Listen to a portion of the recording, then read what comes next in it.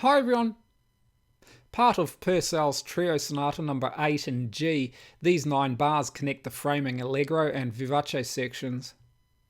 The preceding allegro concludes in G major with a perfect cadence in that key.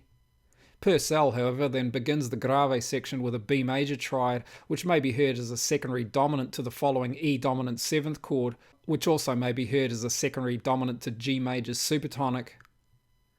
These chords, however, may also be heard as G major's altered mediant and submediant harmony, which together with the supertonic form a 3-6-2 progression. Through the following bars, supertonic harmony is prolonged, concluding as a major chord in the section's 5th bar. The prolongation is achieved by an ascent in the first violin, which moves chromatically between the framing notes E and A, and an ascent in the second violin, moving between framing A and E notes, with a chromatic ascent beginning from C sharp.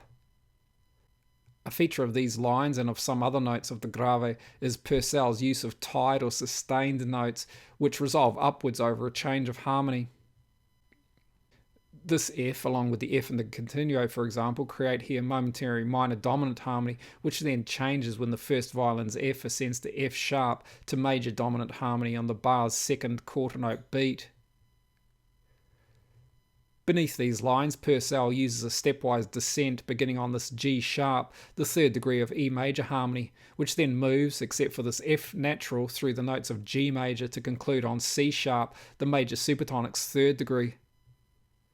The continuo's line moves in contrary motion with the violin's ascents, but is interrupted periodically with leaps which displace certain notes and allow Purcell to keep the descent's range to a major ninth, which would have otherwise spanned over 2 octaves. The work's first 5 bars then may be heard essentially as a prolongation of G major's supertonic harmony, preceded in bars 1 and 2 by chords which may be heard either as secondary dominants or altered mediant and submediant harmony. Here, major supertonic harmony moves as a 2-5-1 progression to G major's tonic. In this progression, Purcell again uses the sustained notes idea, with the C sharp resolving over G major's dominant harmony and this F sharp over G major's tonic. The remaining bars are constructed over a descending G major scale, which, to restrict the scale's range, Purcell divides into 2 tetrachords. The first tetrachord begins with G major's tonic chord and concludes with dominant harmony, and the second begins with subdominant harmony, concluding with the tonic.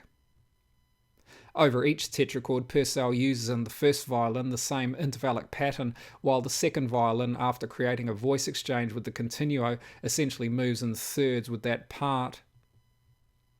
These bars then, after beginning with dominant harmony, prolong the tonic, with the entire section essentially forming a 2-5-1 progression in G major.